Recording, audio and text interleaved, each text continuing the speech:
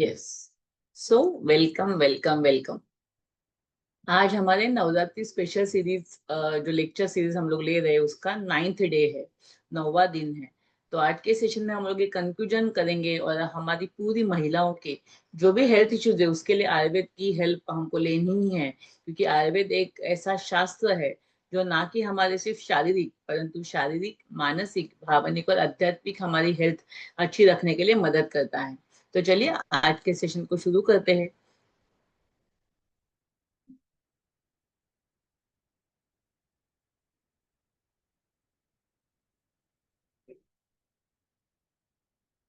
Yes, तो आज का जो हमारा विषय है कि महिलाओं का संपूर्ण स्वास्थ्य आयुर्वेद के साथ हमें किस तरीके से प्राप्त हो सकता है।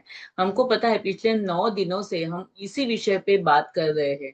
हमने अच्छी तरीके से समझा है कि जो भी हेल्थ इश्यूज या प्रॉब्लम्स आती है उसमें किस तरीके से आयुर्वेद आप सभी को हेल्प कर सकता है। और ये जो सेशन लेने का जो उद्देश्य था ये यही था कि हम एज अ फीमेल हमारी हेल्थ को अगर अच्छी रखते हैं, सो डेफिनेटली हम हमारे फैमिली को और हमारे समाज को भी अच्छा रखने में मदद करते हैं। तो सबसे पहले भगवान श्री धन्वंतरी और भगवान श्री स्वामीनारायण को नमन करके और आज की 90वें दिन की जो माता है माता सिद्धिदात्री उसको नमन करके आज के हमारे इस विषय को सेशन को हम लोग शुरू करने जा रहे हैं। तो सबसे पहले तो ये आइडिया क्यों आए, क्योंकि अभी इस साल 17 सितंबर से 2 अक्टूबर तक हमारे गवर्नमेंट ऑफ इंडिया ने स्वस्थ नारी सशक्त परिवार अभियान चालू किया था। और ये जो स्वस्थ नारी सशक्त अभियान था इसका उद्देश्य ही यही था कि हमारे समाज की हर एक नारी अपने स्वास्थ्य की रक्षा कर सके, उसको जो भी प्रॉब्लम आ रहे हैं उसको वो सही तरीके से ठीक कर सके, और वहाँ जहाँ पे उसको सपोर्ट नहीं मिलता है वहाँ पे as a medical professional helping या हेल्थ प्रोफेशनल्स, जहां जहां पे आपको पॉसिबल है आपकी तरफ से, यहाँ पे आपको उस नारी को या उस लेडी को मदद करना है। तो ये जो अभियान है इसका मुख्य उद्देश्य क्या है कि पूरे देश में जो भी महिलाएं हैं, ज्यादातर हमने देखा था कि एनीमिया जिसमें हीमोग्लोबिन बहुत ज्यादा कम होता है, और बहुत सारी महिलाओं में ये बहुत ही कॉमन ऐसा एक सिम्टम है कि जिसमें खून की कमी उसमें रहती है। उच्च रक्तचाप, ब्लड प्रेशर बढ़ना, मधुमेह होना, डायबिटीज होना, थायराइड की प्रॉब्लम, एंड देन फिर ब्रेस्ट कैंसर, यूटेराइन कैंसर, ऐसे जो सभी बीमारियां हैं इसके जब तक हम लोग जांच ही नहीं करेंगे, उसकी चेकअप ही नहीं करेंगे, तो फिर पता कैसे चलेगा। बहुत सारी महिलाओं को पता ही नहीं चलता है कि उनका हीमोग्लोबिन इतना कम हो चुका है और अचानक से चक्कर आके वह गिर जाती है। तो ये सभी जो बीमारियां हैं उसकी जितनी जल्दी जांच हो जाती है, जितना जल्दी हमें उसके बारे में पता चलता है, उतना जल्दी हम उसे ठीक कर सकते हैं। और इस अभियान का स्वस्थ नारी स्वस्थ जो देश है, या ऐसी जो ये हमारी अभियान हमने चालू किया है हमारे देश में, तो उसका उद्देश्य ही यही है कि हम हमारे देश की सभी महिलाओं को सशक्त करें। तो ये बीमारियों की जांच करना ये मुख्य उद्देश्य है। पोषण देना, क्योंकि जैसे हमने बाकी के 9 दिनों में कल के भी सेशन में मैंने देखा कि महिलाएं जो है ना अपने खाने के पीने के ऊपर बहुत ही ध्यान ही नहीं देती है, बहुत ज्यादा उसको निग्लेक्ट करती है। हस्बैंड को अच्छा खिलाएंगी, बच्चे को अच्छा खिलाएगी, लेकिन खुद अच्छा खाना या पोषण युक्त खाना कभी सेवन नहीं करती है। तो उसको किस तरीके से उसके बारे में गाइड किया जाए और पोषण युक्त खाना, पूरक आहार उसको भी मिले, इसके लिए हमें कोशिश करनी है, उसके लिए हमको उसको बताना बताना आवश्यक है। जागरूकता लाना, उसमें अवेयरनेस होना चाहिए। ये 9 दिन का ये से जो हमने सेशन लिए उसका मुख्य उद्देश्य ही था कि फीमेल में उनके हेल्थ के बारे में अवेयरनेस लाना, उनको पता चले कि क्या क्या प्रॉब्लम हो सकती है, और अगर ऐसे कुछ प्रॉब्लम है तो जल्दी से अगर हम किसी डॉक्टर की, किसी वैद्य की, किसी की हेल्प लेते हैं और उसको हमको पता चलता है कि ये प्रॉब्लम हमारे साथ में है, तो उसको जल्दी से हम लोग ठीक भी कर सकते हैं। सो उनके स्वास्थ्य के बारे में, स्वच्छता के बारे में शिक्षित करना। जो लो क्लास वाली महिला होती है, जो 4th क्लास हम लोग जिसको बोल सकते हैं, पावर्टी लेवल के नीचे वाले, उनको कुछ चीजें जो ऐसी होती है पता ही नहीं होती है, स्वास्थ्य के बारे में, स्वच्छता के बारे में, एमसी में किस तरीके से मेंटेन करना है, क्लीनलीनेस, ये सभी उनको पता नहीं है। प्रसव के पूर्व, डिलीवरी के पहले और डिलीवरी के बाद किस तरीके से हम अपनी और अपने बच्चे की देखभाल करनी है। तो इन सभी के बारे में जागरूकता लाना, एक अवेयरनेस लाना, यह भी इस अभियान का उद्देश्य है।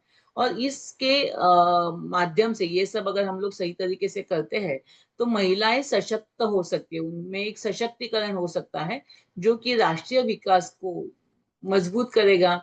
अगर हमारी महिलाएं सशक्त होंगी, वो हेल्दी होंगी, वो फिजिकल लेवल पे, मेंटल लेवल पे हेल्दी होंगी, सो डेफिनेटली उनकी फैमिली हेल्दी होंगी, और फैमिली हेल्दी होती है तो डेफिनेटली समाज हेल्दी होता है। और इसीलिए ये इसी अभियान को ध्यान में रखे हुए स्वस्थ नारी सशक्त परिवार, इसी अभियान के अंतर्गत मैंने भी ये सोचा कि चलो हम लोग भी ये 9 दिन के 9 सेशन कंडक्ट करते हैं, ताकि इस अभियान में हमारा भी कुछ कंट्रीब्यूशन हो। और आज के बाद भी आई विल प्रॉमिस यू कि आप में से किसी भी महिलाओं को अगर इन कोई भी बीमारियों के बारे में कुछ भी हेल्थ अवेयरनेस या जांच करनी है, कुछ हेल्थ कैंप आपके एरिया में आपको रखने हैं, तो डेफिनेटली आप हमसे संपर्क कर सकते हो, जिसमें कि एनीमिया का चेकअप, हीमोग्लोबिन चेकअप हम लोग कर सकते हैं, ब्लड प्रेशर का चेकअप कर सकते हैं, मधुमेह, डायबिटीज या शुगर चेकअप हम लोग कर सकते हैं। कुछ ऐसे हॉस्पिटल्स है जो कैंसर का भी चेकअप एक कम पैसे में या बहुत ज्यादा डिस्काउंटेड रेट में करते हैं।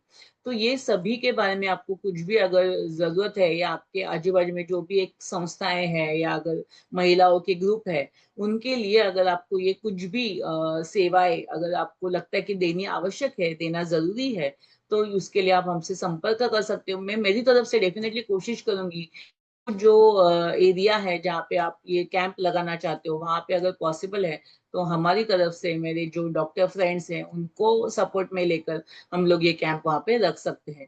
उनको पोषण देने के लिए, आहार के बारे में जागरूकता लाना, उसके लिए लेक्चर्स लेना, उसके लिए व्याख्यान लेना, ये काम भी हम लोग कर सकते हैं। तो हमारा मेन उद्देश्य ही यही है कि लेडीज या तो महिलाएं जब सशक्त होती है, तो डेफिनेटली हमारा देश सशक्त हो सकता है। क्योंकि स्वस्थ नारी जब होती है तभी सुखी परिवार होता है और समृद्ध समाज की उत्पत्ति होती है। और हम लोग एज अ मेडिकल प्रोफेशन, या आप सभी एक, अगर हम एक नागरिक अपने आप को मानते हैं इस देश का, एक सुजान नागरिक अगर हम अपने आप को मानते हैं, तो हमें ये चीज के ऊपर फोकस करना है, ध्यान रखना है कि किस तरीके से हम यहाँ पे कंट्रीब्यूशन कर सकते हैं हमारी समाज की महिलाओं की हेल्थ के लिए, वेलनेस के लिए। आयुर्वेद यहाँ पे कैसे आपको मदद करेगा, तो पूरे 9 दिन से मैं इसी के ऊपर डिस्कस कर ही रही हूँ। सो आपका जो आहार है वो कब से स्पेसिफिकली सात्विक होना चाहिए, शुद्ध होना चाहिए, ताजा होना चाहिए, मौसम के अनुसार होना चाहिए। बहुत बार अच्छे अच्छे घर की महिलाएं भी बासा खाना खाती है, सुबह ही एक बार खाना बना के रखते हैं और शाम को वही खाना खाया जाता है, बट ये आयुर्वेद के अनुसार बिल्कुल भी गलत है। फ्रेशली प्रिपेयर्ड फूड, जो ताजा बनाया हुआ खाना है, वो बहुत जरूरी है। वो खाने से हमारी बॉडी को एनर्जी मिलती है, पोषण सही तरीके से मिलता है, और वो खाना हमारी बॉडी में एब्सॉर्ब भी अच्छी तरीके से होता है। और इसीलिए इसी के ऊपर आपको फोकस करना है। हमारी दिनचर्या जो है, डेली रूटीन, आयुर्वेद में अलग अलग ऋतुओं में अलग अलग दिनचर्या बताई है, बट कॉमनली एक किस कौन से समय पे उठना चाहिए, कौन से समय पे आपको खाना नाश्ता करना चाहिए, खाना खाना चाहिए, सोना चाहिए, एक्सरसाइज कभी करनी चाहिए, उसके बारे में एक पूरा डेली रूटीन का एक प्लान बना के रखा है। अगर उसको हम लोग सही तरीके से फॉलो करते हैं, अच्छी तरीके से अपनाते हैं, तो डेफिनेटली हमारी जो हेल्थ है वह मेंटेन रहने के लिए, अच्छी रखने के लिए हम अपने आप को और अपने आजू बाजू के लोगों को भी मदद कर सकते हैं। ऋतुचर्या की मौसम के अनुसार, जो मौसम में जैसा खान पान और आचरण करने का विधान है, उसी के अनुसार अगर हम लोग फॉलो करते हैं, तो डेफिनेटली हम हमारी हेल्थ को अच्छी रख सकते हैं। हमारी जो पूरी परंपरा है, या हमारी अगर हिंदू संस्कृति को हम लोग देखें ना, तो सभी जो क्षण आते हैं या त्योहार आते हैं, वो ऋतुओं के अनुसार ही आते हैं। और जो ऋतुओं में जिस चीज की आवश्यकता है, अभी नवरात्रि का सीजन है, तो इस शरद ऋतु का भी प्रारंभ होने वाला है, और ये ऋतु संधि काल है, इसीलिए नवरात्र वहां पे आती है, लोग उपवास करते हैं, क्योंकि उपवास करना भी बहुत जरूरी है, क्योंकि बॉडी अभी एक ऋतु संधि के काल में है। अगर इस वक्त अगर हम लोग बहुत ज्यादा खाएंगे खाना, तो वो डाइजेस्ट नहीं कर पाएंगे। और इसीलिए जो मौसम में जो ऋतु आती है, या जो ऋतु में जो त्योहार आते हैं, उसके अनुसार अगर हम लोग आचरण करें, उसी के अनुसार अगर हम लोग खान पान करेंगे, तो डेफिनेटली हमारी हेल्थ जो है अच्छी रखने के हम अपने आप को मदद कर सकते हैं। और इसी को हमको स्प्रेड भी करना है, लोगों को बताना भी है, कि ज्यादा से ज्यादा लोगों को इस बारे में पता चले और वो भी उनके लाइफ में इस चीज को अपना सके। मानसिक स्वास्थ्य के बारे में कल ही हमने चर्चा की कि मानसिक स्वास्थ्य अच्छा होना ये कितना जरूरी है। क्योंकि जो भी फिजिकल या शारीरिक बीमारियां भी आपको हो रही है, या किसी महिला को होती है, तो उसका उसकी जो उत्पत्ति है वो मन से होती है, क्योंकि मन में ही वो थॉट आता है, पहले उसके अकॉर्डिंगली एक्शन ली जाती है, और वो गलत एक्शन की वजह से, गलत आचरण की वजह से बीमारियां होती है। और इसीलिए मन का स्वस्थ होना बहुत जरूरी है। जितना मन स्वस्थ रहता है, मन आनंदित रहता है, प्रसन्न रहता है, आपका मन, बुद्धि, आत्मा आत्मा चेतना, ये सभी जितने हेल्दी होंगे, स्वस्थ होंगे, उतना आप फिजिकल लेवल पे भी हेल्दी हो सकते हो, रह सकते हो। और उसीलिए डेली कुछ ना कुछ ध्यान करना।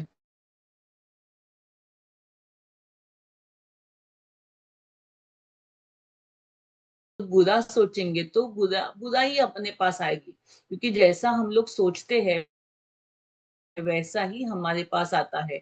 ये लॉ ऑफ अट्रैक्शन है ना। सो इसीलिए हमको ये ध्यान में रखना चाहिए कि हमको क्या सोचना है। बहुत बार ऐसे होता है कि हम चाहते तो कुछ और है और सोचते कुछ और है। सो जो चाहेंगे वो कभी नहीं मिलेगा, क्योंकि आपने सोचा ही गलत है। सो अगर आप अच्छी सोच रखते हो सभी के बारे में, अपने खुद के बारे में, अपने फैमिली मेंबर्स के बारे में, अपने आजू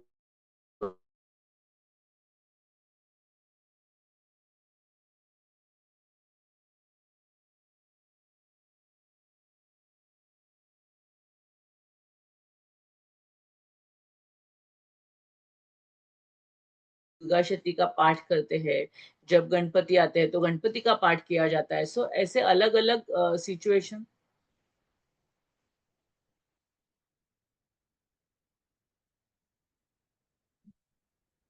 काय झालंय? आवाज येतोय का?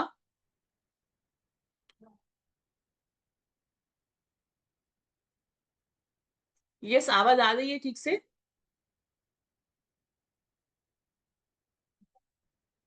येतोय? ओके,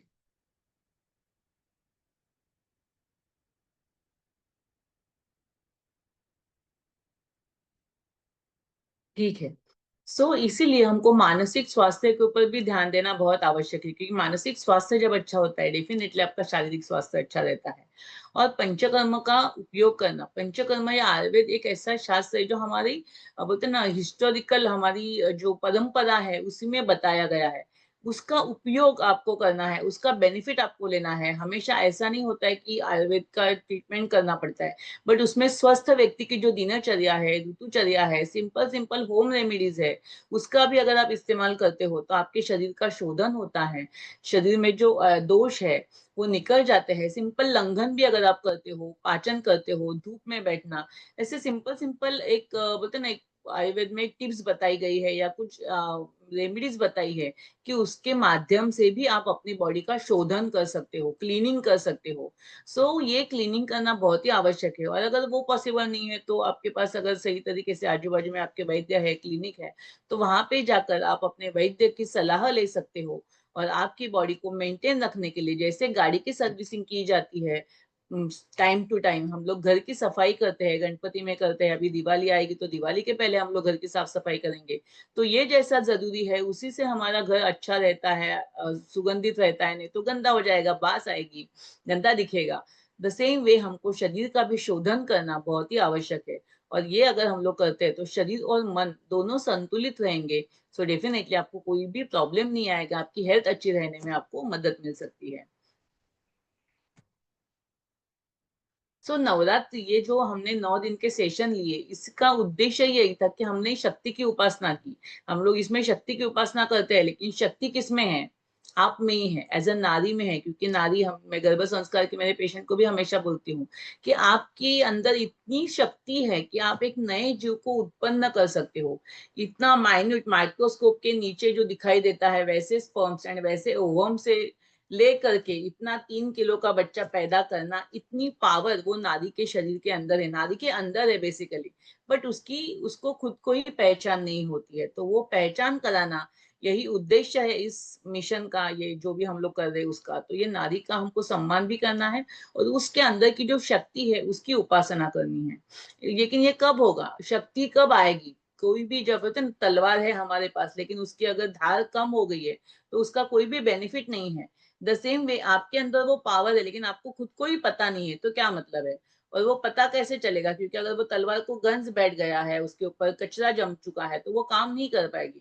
तो उसको क्लीन करना, उसको मेंटेन करना, उसकी हेल्थ को मेंटेन करना, यह भी आवश्यक है। सो नारी के भी स्वास्थ्य की रक्षा करना, उसके स्वास्थ्य को अच्छी तरीके से मेंटेन करने के लिए जो कुछ हम लोग कर सकते हैं हमारी तरफ से, हमारी खुद की हेल्थ और हमारे आजू-बाजू की जो भी लेडीज़ है, जो भी महिलाएँ हैं, उनकी हेल्थ की रक्षा करने का काम हमें आयुर्वेद के माध्यम से करना है। क्योंकि पहले दिन से बोल रही हूँ कि स्त्री का स्वास्थ्य परिवार का सुख है। जितनी स्त्री अच्छी होंगी, हेल्दी होंगी, उसके उसका नॉलेज अच्छा होगा, उसको पता चलेगा कि क्या खाना चाहिए, क्या नहीं खाना चाहिए, तो डेफिनिटली अपने घरवालों को वो गलत खाना खिलाएगी ही नहीं। क्योंकि उसको पता है कि ये मेरे लिए सही नहीं है, तो मेरे परिवार वालों के लिए भी सही नहीं है और डेफिनिटली उसके परिवार के लोगों की रक्षा करना, उसके उनके तबीयत की ध्यान रखना, ये कार्य भी नारी बहुत अच्छी तरीके से निभा सकती है। लेकिन उसको खुद को पता तो होना चाहिए, इसीलिए ये ज़रूरी है। सो मेन उद्देश्य यही है कि शारीरिक लेवल पे, मानसिक लेवल पे, भावनिक लेवल पे और आध्यात्मिक लेवल पे भी हम हमारे स्वास्थ्य की रक्षा करें। क्योंकि बहुत सारी फीमेल जो होते हैं भावनिक बहुत होती है, इमोशनल बहुत होती है। ये इमोशनल हेल्थ कल हमने बात की। हमारे इमोशंस को दबा के नहीं रखना है, परंतु उसको बाहर निकालना है और उसकी भी हेल्थ अच्छी रखने के लिए आपको कोशिश करनी बहुत ही आवश्यक है। और ये तरीके से अगर हम लोग अपनी हेल्थ को अच्छा रखते हैं, सो डेफिनेटली नारी का स्वास्थ्य, परिवार का स्वास्थ्य, समाज का स्वास्थ्य अच्छा हो सकता है। और आयुर्वेद को अपनाकर, आयुर्वेद एक हमारा ऐसा शास्त्र है कि वो एक जीवन शैली है, वो कोई ट्रीटमेंट मोडालिटीज नहीं है। लोगों को लगता है कि आयुर्वेद मतलब सिर्फ दवाइयाँ दे दो। बहुत सारे मेरे पेशेंट को मैं जब मैं दवाई नहीं देती हूँ तो उनको बहुत बुरा लगता है। उनको आश्चर्य लगता है कि मैडम मैं आपके पास दवाई लेने के लिए आई हूँ, आप दवाई क्यों नहीं दे रहे हो? तभी मैं उनको बोलती हूँ कि आयुर्वेद का उद्देश्य सिर्फ दवाई देना नहीं है, परंतु आयुर्वेद का उद्देश्य है कि स्वस्थ व्यक्ति के स्वास्थ्य की रक्षा करना और आपके लाइफस्टाइल मॉडिफिकेशन, आपके डाइट, आपकी एक्सरसाइज, आपके थोड़े से अगर आप चेंजेस करो अपनी लाइफ में, तो भी आपकी बीमारी ठीक हो सकती है। लेकिन ये समझना बहुत ज़रूरी है। सो आयुर्वेद को आपको अपनाना है, उसको अपने लाइफस्टाइल में, अपने जीवन शैली में जब आप इंक्लूड करोगे, उसको समझ के उसको इंक्लूड करोगे, सो डेफिनिटली आप अपनी लाइफ बहुत अच्छी तरीके से, स्वस्थ तरीके से, ऊर्जा के साथ, एनर्जी के साथ और कॉन्फिडेंस के साथ, आत्मविश्वास के साथ अपनी ज़िंदगी जी सकते हो क्योंकि आपको पता है कि आप क्या कर रहे हो। आपको हर एक चीज़ का लॉजिक पता है कि आप ये खाना क्यों खा रहे हो, कौन से टाइम पे खा रहे हो, ये टाइम पे क्यों नहीं खाना है, पानी पीना है तो कितना पीना है, क्यों पीना है। किसी ने बोला, मैंने बोला इसके लिए नहीं, बट आप आयुर्वेद के कांसेप्ट को समझो, उसके लॉजिक को समझो क्योंकि ये सब जो आयुर्वेद है ना, जैसे पिंडी वैसे ब्रह्मांडी, ये जब यूनिवर्स में जैसे चल रहा है, सेम अपने बॉडी के अंदर भी सेम चीज़ चल रही है। अगर इस कांसेप्ट को हम लोग समझते हैं और ऋतु के अनुसार वातावरण जैसा है उसके अनुसार अगर हम हमारा खान-पान, हमारी दिनचर्या, हमारे लाइफ़स्टाइल को मॉडिफ़ाई करते हैं, चेंजेस करते रहते हैं, तो डेफ़िनेटली हमको वो बेनिफिट मिलता है हेल्दी रहने का। और एक प्रॉब्लम लेडीज़ के साथ में दिखाई देता है कि वो है सुपर वुमन सिंड्रोम, है ना? आप में से भी बहुत सारे लेडीज़ इसके साथ शायद आपको ये प्रॉब्लम आता होगा या सभी के साथ आता है normally because we are womens ना हमको लगता है कि मुझे सब कुछ आना चाहिए। मैंने सब कुछ अच्छा ही करना चाहिए क्योंकि हम एक ही टाइम पे बाकी के जेंट्स भी करते हैं ऐसा नहीं है उनको मुझे कुछ बोलना नहीं है परंतु लेडीज जो होती है ना वो घर को भी संभालती है तो एज अ मदर होती है एज अ वाइफ होती है एज एक बहू होती है एक बहन होती है एक माता होती है सब कुछ रिस्पॉन्सिबिलिटीज उसको फॉलो करनी होती है इसके साथ साथ वो ऑफिस में अगर जाती है तो वो टीचर है डॉक्टर है वकील है ऑफिस में कोई बॉस है कोई एचआर है कोई सीईओ है कोई जॉब टेक्नीशियन है, कुछ भी, जो भी जॉब या जो भी काम वो कर रही है, उसके अनुसार उसकी एक रिस्पॉन्सिबिलिटी उसके ऊपर आई है एंड शी वांट्स कि एवरी रिस्पॉन्सिबिलिटी वो 100% फुलफिल करे। किसी को भी उसको दुःख नहीं पहुँचाना है और किसी को भी उसको होता है ना, उसको लगता है कि परफेक्टली होना चाहिए हर चीज़। बट क्या ये पॉसिबल है? आप बताइए, क्या ये पॉसिबल है? कोई भी female as a human being अगर आप हो, तो हर एक चीज़ 100% सभी जो अगर आप 10 चीज़ें कर रहे हो, तो क्या 10 चीज़ों में उतनी ही आपकी एनर्जी होना या लगना क्या पॉसिबल है? प्रैक्टिकली नहीं है। सो ये नहीं होता है और जब ये नहीं हो पाता है, तब फीमेल डिप्रेशन में चली जाती है। तब बहुत सारी महिलाओं को दुःख होता है, बहुत सारी महिला को लगता है यार ये मैं क्यों नहीं कर पा रही हूँ, मेरे से क्यों नहीं हो रहा है। बट शी शुड अंडरस्टैंड कि हम कोई सुपर पावर तो नहीं है ना। हमारे अंदर शक्ति है, हमारे अंदर पावर है, ये सब कुछ सही बात है but after all we are a human being तो इसको भी हमको एक्सेप्ट करना है। बहुत बार ऐसे होता है कि हम अपने आप को एक्सेप्ट ही नहीं करते हैं। क्योंकि सभी को सभी चीज़ें आएगी वैसा ज़रूरी नहीं है। अगर यहाँ पे हम लोग जितनी महिलाएँ हैं, किसी कोई किसी को डांस अच्छा आता होगा, किसी को गाना गाना अच्छा आता होगा, कोई अच्छा रंगोली निकालता होगा, बट सभी चीजें मुझे भी आनी चाहिए, इट्स नॉट कंपल्सरी ना। जो मेरा फील्ड है जिसमें मैं अच्छी हूँ वो मैं वही काम करूंगी, बाकी के काम क्यों करूँ। लेकिन अगर जो काम मुझे नहीं आ रहे उसका मैं स्ट्रेस लेती हूँ, टेंशन लेती हूँ, और हर एक काम में परफेक्शन ही होना चाहिए, ऐसे अगर जबरदस्ती मैं करती हूँ मेरे खुद के ऊपर, तो उसका भी इम्पैक्ट मेरी हेल्थ के ऊपर होता है। और ये बहुत माइन्यूट लेवल पे हमको ये समझना है कि बहुत बार हम सभी महिलाएं अपने को वो फ्रीडम नहीं देते हैं। हमको वो समझना है कि we are also the human beings. हम कोई सुपर वुमन नहीं है, हम कोई जैसे शक्तिमान है ना, ये फोटो मैंने देखा था कि तो रखा, यस, सो स्लाइड शेयर करती हूँ। ये जो शक्तिमान का फोटो था ना, जो बचपन में हमने देखा था सभी ने, या आपके बच्चों ने भी वो सीरियल देखी होगी, जिसमें वो शक्तिमान कोई भी चीज जब चाहे जहां चाहे जा सकते हैं, उड़ के लाके कुछ भी कर सकता है। सो वैसी वैसी एबनॉर्मल पावर्स हमारे अंदर नहीं है।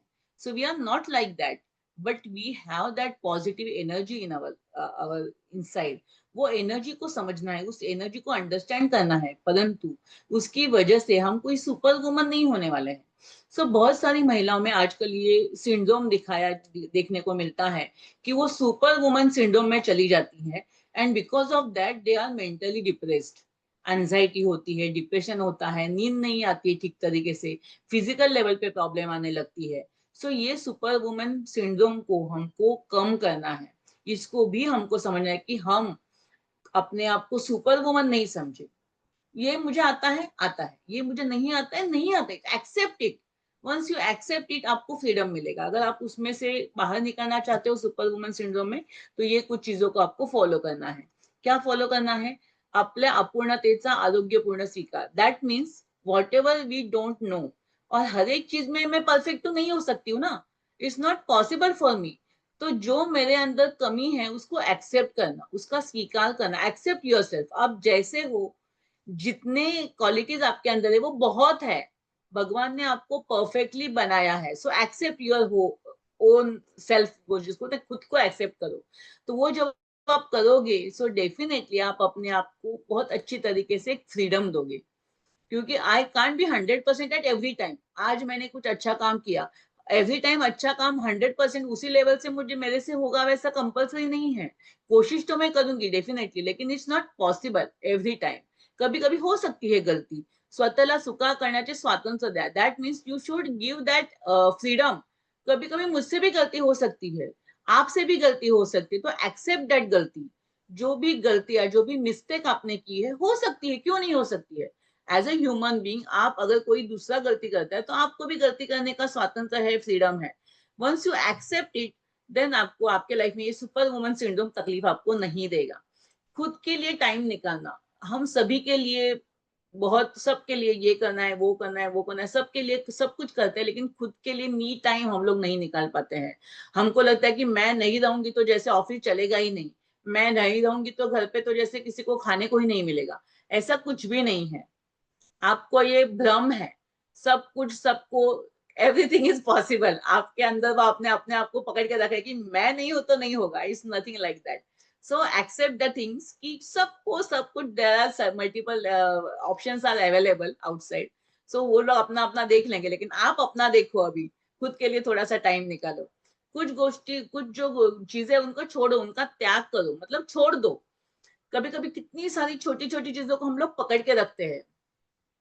हम लोग ने जब आर्ट्स ऑफ लिविंग का कोर्स किया था ना, तो हमारे गुरु जी ने एक एग्जाम्पल हमको दिया था कि एक छोटा सा पेन होता है, जस्ट इमेजिन, एक ये छोटा सा पेन होता है, अभी मेरा आपको दिख रहा है कि नहीं pain, I don't know, but एक सिंपल सा एक एक्सरसाइज उन्होंने किया, करवाया था हमसे।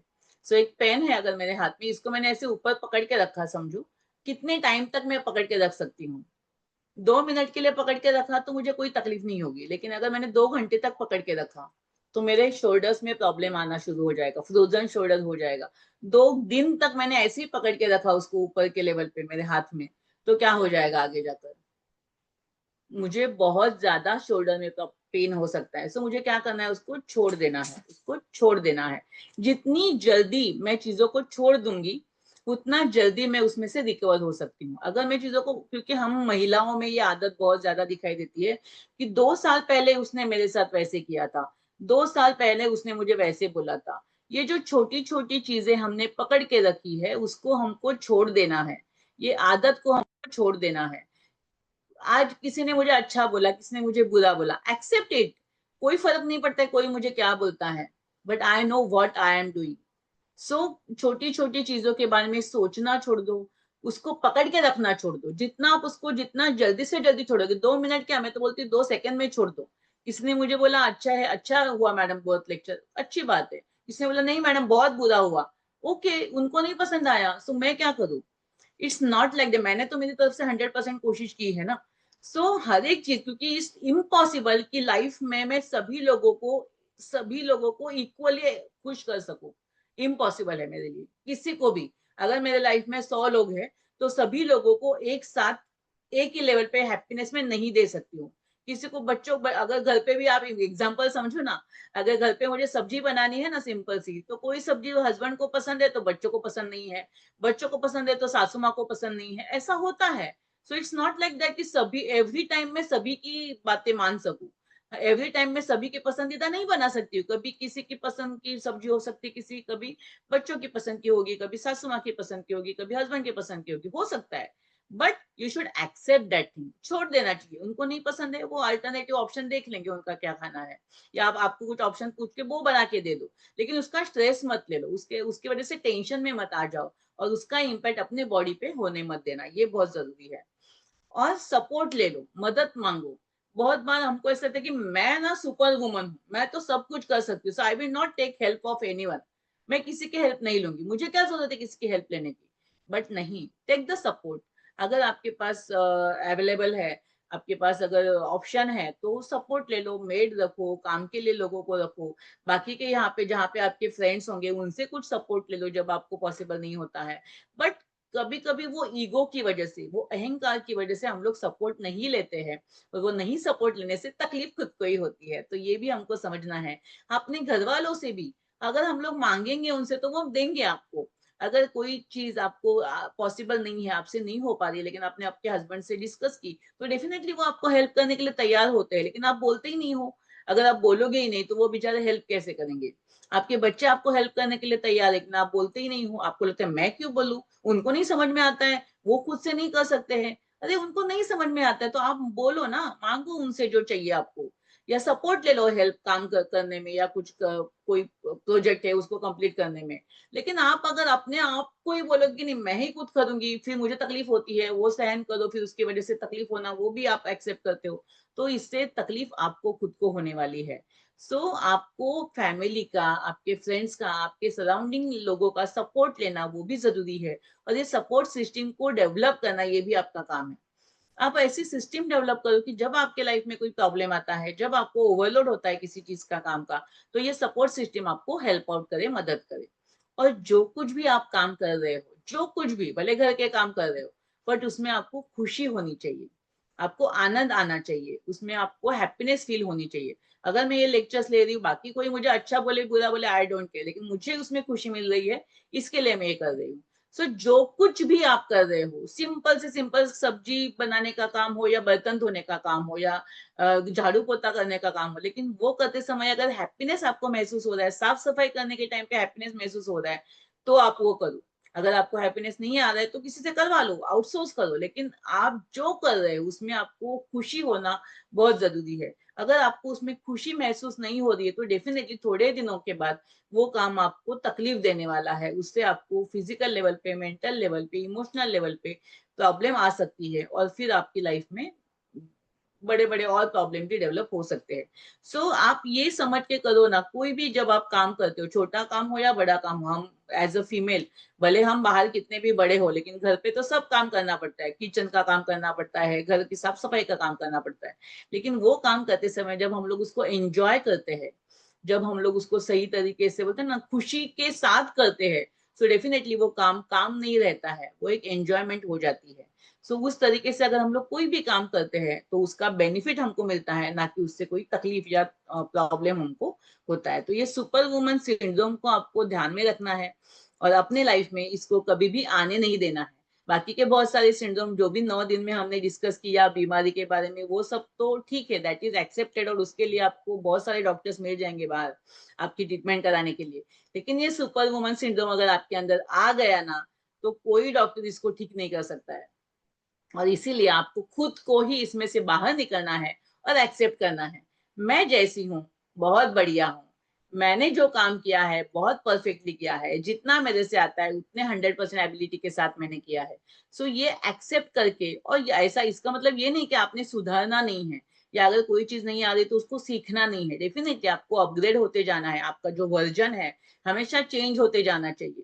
अगर आज मेरा ये वर्जन है एज अ पल्लवी, तो 10 महीने के बाद, 10 दिन के बाद वर्जन चेंज होता है। हम लोग मॉडिफाई होते रहते हैं, कुछ ना कुछ नया चीज सीखते रहते हैं।